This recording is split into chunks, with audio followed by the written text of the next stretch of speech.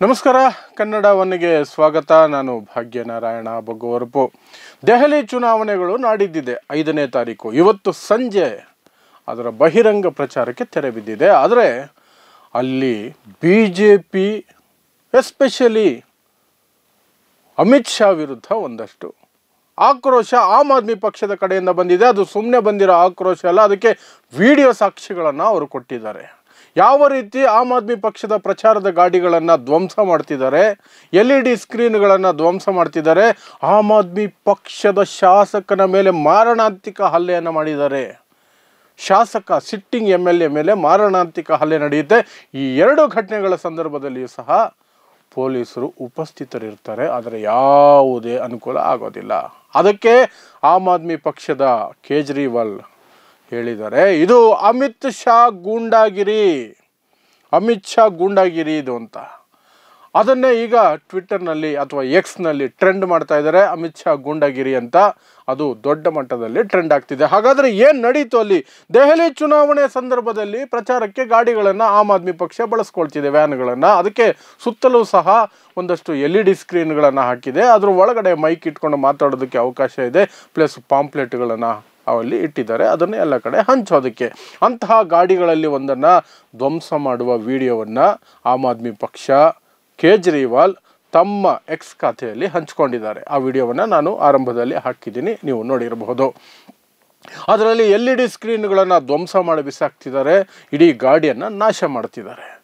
ಇನ್ನೊಂದು ವಿಡಿಯೋವನ್ನು ಹಾಕಿದ್ದಾರೆ, ಅದು ನಡೆದು 4-5 ದಿನ ಆಗಿದೆ.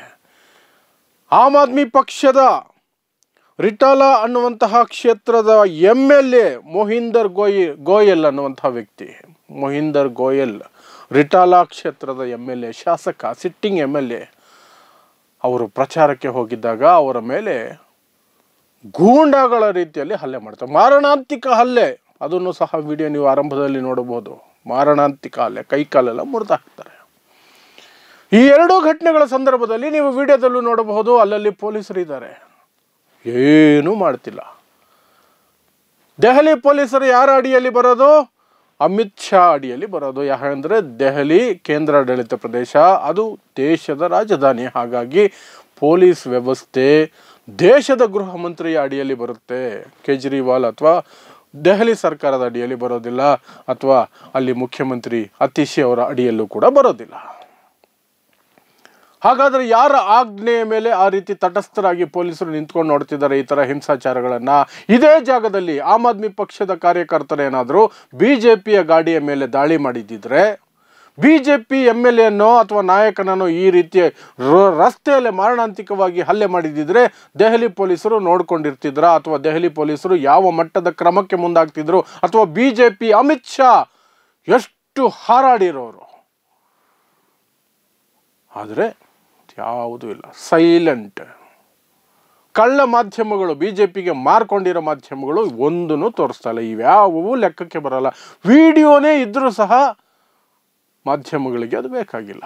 BJPಯನ್ನು ಗೆಲ್ಲಿಸೋದಕ್ಕೆ ಏನು ಬೇಕೋ ಅದನ್ನು ಮಾತ್ರ ಮಾಡ್ತಾ ಇದ್ದಾರೆ ಕಂತ್ರಿ ಮಾಧ್ಯಮಗಳು, ಅಷ್ಟು ಮಾತ್ರ ಮಾಡ್ತಾ ಇದ್ದಾರೆ. ಇಷ್ಟೆಲ್ಲ ಆಗ್ತಿದ್ರು ಸಹ ಚುನಾವಣಾ ಆಯೋಗ, ಅದು BJPಯ ಅಂಗಸಂಸ್ಥೆ ಅಂತ ಕರೀಬೇಕು, BJPಯ ಅಲಯನ್ಸ್ ಅಂತ ಕರೀಬೇಕು, ಮೈತ್ರಿ ಅಂತ ಕರೀಬೇಕು, ಏನು ಬೇಕಾದರೂ ಕರಿಬೋದು. ಅದು ಆ ರೀತಿಯಲ್ಲಿ ನಡವಳಿಕೆ ನಡೆಸ್ಕೊಳ್ತಿದೆ. ಯಾವುದೇ ಹೇಳಿಕೆ ಇಲ್ಲ, ಕ್ರಮ ಇಲ್ಲ. ಆಮ್ ಆದ್ಮಿ ಪಕ್ಷ ದಿನ ಬೆಳಗಾದರೆ ಕಂಪ್ಲೇಂಟ್ ಮಾಡಿದ್ರು, ಯಾವ ಆ್ಯಕ್ಷನೂ ಇಲ್ಲ. ಮುಖ್ಯ ಚುನಾವಣಾಧಿಕಾರಿಗೆ ಇದು ಕೊನೆ ಚುನಾವಣೆ, ರಿಟೈರ್ ಆಗ್ತಾರೆ ಈ ಮಂತ್ ಎಂಡಿಗೆ. ರಾಜೀವ್ ಕುಮಾರ್ ಅದು ಯಾವ ಹುದ್ದೆ ಮುಂದಕ್ಕೆ ಅಲಂಕರಿಸ್ತಾರೋ ಗೊತ್ತಿಲ್ಲ. ರಾಜ್ಯಪಾಲರೇ ಆಗಿಬಿಡ್ತಾರೋ,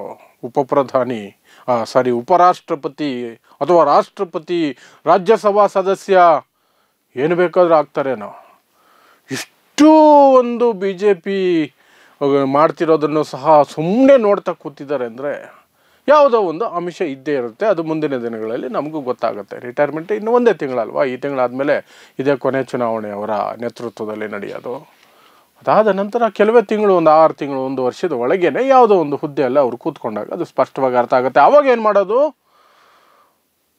ಏನು ಕ್ರಮ ಕೈಗೊಳ್ಳೋಕ್ಕಾಗತ್ತೆ?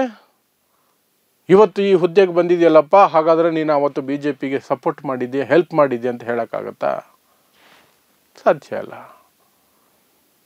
ಸೊ ದೇಶದ ಪ್ರಜಾಪ್ರಭುತ್ವ ಯಾವ ಮಟ್ಟಕ್ಕೆ ಹೋಗಿದೆ, ಅದರಲ್ಲೂ ವಿಶೇಷವಾಗಿ ದೆಹಲಿಯನ್ನು ಗೆಲ್ಲಲೇಬೇಕು, ಹೇಗಾದರೂ ಮಾಡಿ ಗೆಲ್ಲಬೇಕು ಅಂತ ಅಮಿತ್ ಶಾ ಮತ್ತು ಮೋದಿ ಪಟ್ಟು ಹಿಡಿದು ಕೂತಿದ್ದಾರೆ.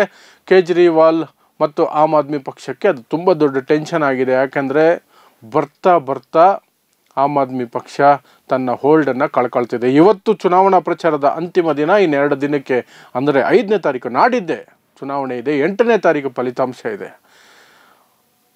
ಅಲ್ಪ ಬಹುಮತ ಬಂದರೂ ಸಹ ಆ ಸರ್ಕಾರ ಸುಮಾರು ದಿನ ನಿಲ್ಲೋದಿಲ್ಲ, ಹೆಚ್ಚು ದಿನ ನಿಲ್ಲೋದಿಲ್ಲ. ಕೇಜ್ರಿವಾಲ್ ಅಥವಾ ಯಾರೇ ಮುಖ್ಯಮಂತ್ರಿ ಆಗಲಿ ಆಮ್ ಆದ್ಮಿ ಪಕ್ಷದಿಂದ ಹೆಚ್ಚು ದಿನ ಅದು ನಿಲ್ಲೋದಿಲ್ಲ. BJP ಬಿಡಲ್ಲ. ಆಪರೇಷನ್ ಕಮಲ ಆಲ್ರೆಡಿ ಚುನಾವಣೆಗೂ ಮೊದಲೇ ಮೊನ್ನೆನೇ 7 ಜನ ಆಮ್ ಆದ್ಮಿ ಪಕ್ಷದ MLAಗಳ ಕೈಯಲ್ಲಿ ರಾಜೀನಾಮೆ ಕೊಡಿಸಿದ್ದಾರೆ. 7 ಜನ MLAಗಳು ರಾಜೀನಾಮೆ ಕೊಟ್ಟಿದ್ದಾರೆ. Sitting MLAs from Aam Aadmi party ರಾಜೀನಾಮೆ ಕೊಟ್ಟಿದ್ದಾರೆ. ಆ 7 ಕ್ಷೇತ್ರಗಳಲ್ಲಿ ಮತದಾರರ ಮೇಲೆ ಆ MLAಗಳು, ಸಿಟ್ಟಿಂಗ್ MLAಗಳು ಎಷ್ಟು ಪ್ರಭಾವ, ಯಾವ ರೀತಿಯ ಪ್ರಭಾವ ಬೀರ್ಬೋದು ಅನ್ನೋದು ನಿಮಗೆ ಗೊತ್ತಿರುತ್ತೆ. ಇಷ್ಟೆಲ್ಲ ನಡೀತಾ ಇದೆ. ಯಾಕೆ? ದೆಹಲಿಯನ್ನು ಹೇಗಾದರೂ ಮಾಡಿ BJP ಗೆಲ್ಲಲೇಬೇಕು. ಹರಿಯಾಣದಲ್ಲಿ ಮಾಡಿದಂಥ ಮ್ಯಾಜಿಕ್ ಅದನ್ನೇ ರಿಪೀಟ್ ಮಾಡ್ತೀವಿ ಅಂತ ಓಪನ್ ಆಗಿ ಹೇಳಿದ್ದಾರೆ. ಹರಿಯಾಣದಲ್ಲಿ ಕಾಂಗ್ರೆಸ್ ಗೆಲ್ಲುತ್ತೆ ಅಂತ ಗೋಧಿ ಮಾಧ್ಯಮಗಳು ಹೇಳಿತ್ತು. ಗೋಧಿ ಮಾಧ್ಯಮಗಳು, ಸರ್ವೆಗಳು, ಇಂಡಿಪೆಂಡೆಂಟ್ ಅಲ್ಲ, ಗೋಧಿ ಮಾಧ್ಯಮಗಳು, ಎಲ್ಲ ಸರ್ವೆ ಕಂಪನಿಗಳು ಹೇಳಿತ್ತು, ಸರ್ವೆ ಬ್ರಾಡ್ಕಾಸ್ಟರ್ಸು ಹೇಳಿದರು ಕಾಂಗ್ರೆಸ್ಸೇ ಗೆಲ್ಲೋದು ಅಂತ. ಆದರೆ ಕಾಂಗ್ರೆಸ್ಗೆ ಅರ್ಧಕ್ಕರ್ಧನೂ ಬರಲಿಲ್ಲ. ಅಂದರೆ ಮೆಜಾರಿಟಿಗೆ ಬೇಕಾಗಿರೋ ಸೀಟುಗಳೆಲ್ಲ ಅರ್ಧನೂ ಬರಲಿಲ್ಲ. ದೆಹಲಿಯಲ್ಲೂ ಅದೇ ರೀತಿ ಮಾಡ್ತೀವಿ, ಯು ಕ್ಯಾನ್ ಅಂಡರ್ಸ್ಟ್ಯಾಂಡ್. ಅದೇ strategy, you can understand. So ನೋಡುವ ಏನೆಲ್ಲ ಆಗುತ್ತೆ ಅಂತ. ಒಟ್ಟಿನಲ್ಲಿ ದೆಹಲಿಯಲ್ಲಿ ಆಮ್ ಆದ್ಮಿ ಪಕ್ಷದ ಮೇಲೆ ಏನೆಲ್ಲ ಮಾಡಬಹುದು ಅದನ್ನೆಲ್ಲವನ್ನು ಮಾಡಿದ್ದಾರೆ. ಅವರ ನಾಯಕರನ್ನು ಜೈಲಿಗೆ ಹಾಕೋದ್ರಿಂದ ಹಿಡಿದು ಪ್ರಚಾರದ ಗಾಡಿಗಳ ಮೇಲೆ ಹಲ್ಲೆ, ಸಿಟ್ಟಿಂಗ್ MLA ಮೇಲೆ ಮಾರಣಾಂತಿಕ ಹಲ್ಲೆ. ಪೊಲೀಸರು ಸುಮ್ಮನೆ ನೋಡ್ತಿದ್ರೆ. ಚುನಾವಣಾ ಆಯೋಗ ನಮಗೆ ಗೊತ್ತೇ ಇಲ್ಲ, ಬೇಕಾಗೇ ಇಲ್ಲ ಅಂತ ಅದು ಕೂಡ ಸುಮ್ಮನೆ ಇದೆ. ಜನ ನಿರ್ಧಾರ ಮಾಡಬೇಕು 5ನೇ ತಾರೀಕು. ಇದು ಅಮಿತ್ ಶಾ ಗೂಂಡಾಗಿರಿನ ಅಥವಾ ಆಮ್ ಆದ್ಮಿ ಪಕ್ಷ ಬೇರೆ ಯಾವುದೋ ಒಂದು ರೀತಿಯಲ್ಲಿ ಒಳ್ಳೇದು ಮಾಡಿದೆ, ಕೆಲಸ ಮಾಡಿದೆ ಅಂದ್ಕೊಂಡು ಜನರನ್ನು ಸೆಳೆಯುತ್ತೆ ಅಂತ. ನೋಡ್ತಾ ಇರಿ ಸಮ ಸಮಾಜಕ್ಕಾಗಿ ಕನ್ನಡ 1 ನ್ಯೂಸ್. ನಮಸ್ಕಾರ.